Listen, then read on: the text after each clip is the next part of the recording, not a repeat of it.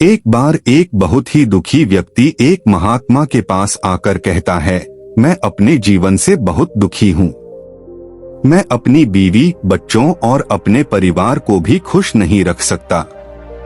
मैं अपने लिए भी कुछ नहीं कर पा रहा। कभी कभी तो मुझे अपनी जिंदगी को खत्म कर देने के भी ख्याल आते हैं।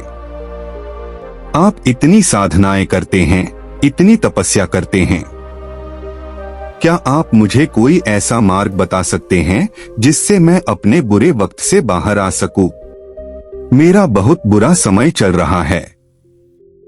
2 वक्त की रोटी का इंतजाम करना भी मेरे लिए बहुत मुश्किल हो गया है।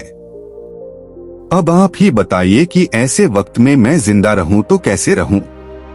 कैसे अपने परिवार को खुश रहूं? कृपया करके कोई साधारण सा तरीका बताने की अनुकंपा करें ताकि मैं आसानी से समझ सकूं, क्योंकि मैं बहुत पढ़ा लिखा नहीं हूं। अगर आप बड़ी बड़ी ज्ञान की बातें करेंगे तो शायद मैं कभी समझ भी नहीं पाऊंगा। ये सुनकर महात्मा ने मुस्कुराते हुए कहा कि तुम एक काम कर सकते हो मेरा। उसने सामने की तरफ इशारा करते हुए कहा कि उस ऊंची पहाड़ी पर एक मंदिर है और उस मंदिर के पास चींटियां का एक घर है जहां पर हजारों चींटियां रहती हैं। तुम्हें सुनने में बड़ा अजीब लगेगा, लेकिन वो चींटियां उस मंदिर की जमीन को खराब कर देती है। उस मिट्टी की उपजाऊ शक्ति वो खत्म कर देती है, जिसके कारण वहां पर कोई भी पेड़ या कोई भी घास पनप नहीं पाती है। तुम मेरा एक काम करो, उसके बाद मैं तुम्हें तुम्हारे सवालों के जवाब दूंगा।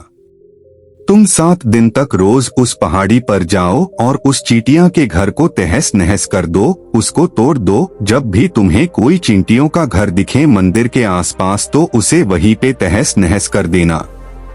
लेकिन याद रहे, घर को तोड़ने में कोई भी चींटी मरने नहीं चाहिए। इस बात को समझने का प्रयास करते हुए वो युवक वहां से चला गया। शायद उसको कुछ समझ में नहीं आया था कि महात्मा जी ऐसा क्यों करवा रहे हैं। वो तो उन चिड़ियों पर अन्याय कर रहे हैं, उनका घर तुड़वा रहे हैं, उन्हें नुकसान पहुंचा रहे हैं। आखिर कौन महात्मा ऐसा करेगा? लेकिन फिर भी उस महात्मा की बात मानते हुए वो अगले दिन से ही पहाड़ी पर जाना शुरू कर देता है। जब वो पहले दिन पहाड़ी पर पहुंचता है तो देखता है कि बहुत सारी चींटियां अपना खाना जुटाने में लगी हुई है। सारी चींटियां कतार से चल रही थी और अनाज के छोटे छोटे कण उठाकर अपने घर में जमा करती जा रही थी। ये देखकर पहले तो उस युवक का मन कमजोर पड़ गया। उसने सोचा कि ये इतनी मेहनत करके अपना घर भर रही है और मैं इनके घर को तबाह कर दूंगा तो इनको कितना बुरा लगेगा। लेकिन फिर उसने उस महात्मा की बात याद करते हुए उस घर को तोड़ना शुरू कर दिया। जल्द ही चींटियों में हाहाकार मच गया। वो इधर उधर दौड़ने लगी। अभी तक जो कतार में चल रही थी अब वो बिखर गई और इधर उधर अपनी जान बचाने के लिए भागने लगी। थोड़ी देर में घर टूट गया और सारी चींटियां इधर उधर छुपने के लिए भाग चुकी थी। ये करने के बाद वो युवक दुखी मन से वापस अपने घर पर लौट आया। उसका मन परेशान था, दुखी था, पश्चाताप से भरा हुआ था। फिर उसने अपने बिस्तर में रात में लेटे लेटे ही सोचा कि अब तो उन चींटियों का घर तबाह हो चुका है। अब वह वापस जाने से क्या प्रयोजन है? अब क्या फायदा होगा? क्योंकि चींटियों का घर तहस नहस करने के लिए महात्मा जी ने कहा था, जो मैं कर चुका हूँ। लेकिन फिर कुछ सोचकर अगले दिन उसने फिर से जाने का निश्चय किया और अगले दिन सुबह सुबह उठकर वो वापस उसी पहाड़ी पर पहुंच जाता है। पहाड़ी पर पहुंचकर वो उसी जगह पर पहुंचता है जहां पिछले सुबह उसने उस घर को तहस नहस कर दिया था। लेकिन वो ये देखकर चौंक जाता है कि उन चींटियों ने फिर से अपना घर उसी जगह पर बना लिया था और अब वो फिर से अपने घर के लिए सामान इकट्ठा करने में जुटी हुई थी। उस आदमी को देखकर लगा कि ये चींटियां कितनी मूर्ख है। इनको पता है कि कल ही इनका घर इसी जगह पर तबाह किया गया है और उसी जगह पर उन्होंने अपना नया घर भी बना लिया, और ये सोचकर वो आदमी हंसने को हुआ, लेकिन फिर से महात्मा की बात याद करते हुए उसने उन चींटियों का घर फिर से तबाह करना शुरू कर दिया। फिर से उन चींटियों में हलचल मच गई और थोड़ी देर में वो चींटियां इधर उधर अपनी जान बचाने के लिए भागने लगी। कुछ ही देर में उनका घर फिर से नष्ट हो गया और वो युवक थोड़ा संतोष के भाव से कि इस बार तो मैंने अच्छी तरह से उस घर को तबाह कर दिया है। अब तो वो चिड़िया यहाँ पर अपना घर बना ही नहीं पाएगी। इसीलिए जाने से पहले उसने उस घर पर ठंडा पानी भी डाल दिया ताकि चींटियां वहां पर अपना घर न बना सके, और इस तरह अपना कर्म पूरा करके वो युवक फिर से अपने घर लौट आया। आज रात में सोते वक्त फिर से वो इंसान यही सोच रहा था कि क्या महात्मा ये सही काम करवा रहे हैं? क्या किसी का घर तबाह करना किसी सिद्ध पुरुष को शोभा देता है? क्या हो अगर वो महात्मा सिद्ध पुरुष हो ही ना? क्या होगा अगर वो मुझे बेवकूफ बना रहे हो? लेकिन फिर उसने निश्चय किया कि मैं अपने काम को पहले पूरा कर लेता हूं, उसके बाद ही पता चलेगा कि महात्मा मुझसे ऐसा क्यों करवा रहे थे। और यही सोचकर वो रात में सो जाता है। अगले दिन सुबह उठकर वो फिर से उसी पहाड़ी की ओर निकल जाता है। पहाड़ी पर पहुंचकर वो उसी जगह पर पहुंचता है जहां पर उसने उनके घर को तबाह कर दिया था, और वो ये देखकर खुश हो जाता है कि वहां पर कोई भी घर नहीं था। सारी चींटियां वहां से भाग चुकी थी। अब उसने सोचा कि अब मेरा रोज रोज आने का क्या प्रयोजन, क्योंकि चींटियां तो अपना घर बदल चुकी है और महात्मा जी ने मुझे 7वें दिन आने के लिए कहा था, लेकिन आज तो तीसरा ही दिन है। अब बाकी 4 दिन वापस आने का क्या प्रयोजन? और यही सोचकर उसने निश्चय किया कि यहाँ से वो सीधा उसी महात्मा के पास जाएगा और उनको ये सारी खबर बता देगा।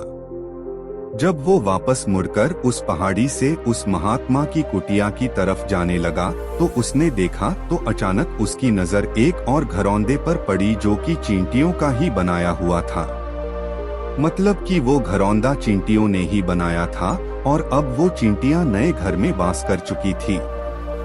ये नया घर उनके पुराने घर से थोड़ी ही दूरी पर था, और जब उसी युवक की नजर उस घरौंदे पर पड़ी तो उसने सोचा कि शायद महात्मा को पता था कि ये चींटियां अपना घर यहाँ से बदलकर किसी दूसरी जगह पर बना लेगी, इसीलिए उन्होंने मुझे 7वें दिन आने के लिए कहा था। और ये विचार करके वो उसका नया घर भी तोड़ने के लिए पहुँच जाता है। जब वो वहाँ पहुँचा तो चींटियां उसी तरह अपने कार्य में लगी हुई थी। वो अपने लिए खाना इकट्ठा कर रही थी और अपने घर में जमा करती जा रही थी जो पुराना घर टूटा था। वहाँ भी अनाज के कारण बचे हुए थे और चींटियां वहाँ से भी अनाज इकट्ठा कर करके वापस अपने नए घर में ला रही थी। अब यहाँ पर फिर से युवक का मन थोड़ा कमजोर पड़ गया, क्योंकि वो खुद भी कमजोर था, खुद भी वक्त का मारा हुआ था। इसीलिए उसके मन में उन चींटियों के प्रति दया का भाव उमड़ रहा था। उनके ऊपर उसे दया आ रही थी। वो चाहता था कि उनकी मदद करे, लेकिन वो उल्टा उनको नुकसान पहुंचा रहा था। लेकिन उस महात्मा की बात को याद करते हुए उसने फिर से उस घर को तोड़ने का निश्चय किया, और उसने इस बार बड़ी ही सावधानी के साथ बिना किसी चींटी को कोई नुकसान पहुंचाए वो घर तबाह करना शुरू कर दिया। वक्त थोड़ा ज्यादा लगा, क्योंकि किसी भी चींटी को नुकसान न पहुंचाने की शर्त महात्मा ने पहले ही रखी थी। इसीलिए उसको बड़ी सावधानी के साथ उन घरों को तबाह करना था। लेकिन आखिरकार उसने उस घर को भी तबाह कर दिया, और उस घर को तबाह करने के बाद वो बड़े ही दुखी मन से इस बार वो पहले से भी ज्यादा दुखी था क्योंकि उसने उनका नया घर भी तोड़ दिया था। वो उन चींटियों को बसने ही नहीं दे रहा था और वो अब अपने आप को शैतान या दानव समझने लगा था। लेकिन फिर भी उस महात्मा की बात को मानते हुए वो अपने घर पर दुखी मन से वापस आ गया। रात में सोने से पहले एक बार उसने फिर से सोचा कि मैं कितना बड़ा शैतान हूँ, कितना बड़ा दानव हूँ। पुराना घर तो छोड़ो, मैं उन चींटियों को कहीं भी बसने के लिए कोई जगह ही नहीं दे रहा हूँ। वो चींटियां मेरे बारे में क्या सोचती होंगी? वो कितना दुत्कारती होंगी उस परमात्मा को जो मेरे द्वारा ये काम करवा रहा है। लेकिन फिर भी उसने अगले दिन जाने का निश्चय किया और अगले दिन सुबह सुबह वो फिर से वहां पर पहुंच गया। वो ये देखकर फिर से आश्चर्यचकित रह जाता है कि इस बार चींटियों ने एक और नई जगह पर अपना घर बना लिया था। तो पहले से भी ज्यादा ऊर्जा के साथ काम कर रही थी और उन्होंने एक रात में पहले से भी बड़ा घर बना लिया था और अब वो फिर से अपना अनाज और खाना इकट्ठा करने में जुटी हुई थी। ये देखकर उस आदमी को लगा कि ये चींटियां किस मिट्टी की बनी हुई है। मैं इनको बार बार यहाँ से भगाने की कोशिश कर रहा हूँ और ये वहीं पर अपना घर बना लेती है। क्या इनको पता नहीं है कि मैं इन्हें यहाँ पर कभी भी बसने नहीं दूंगा? ये चींटी है, दिखने में इतनी छोटी है, लेकिन फिर भी ये मुझसे हार नहीं मान रही है।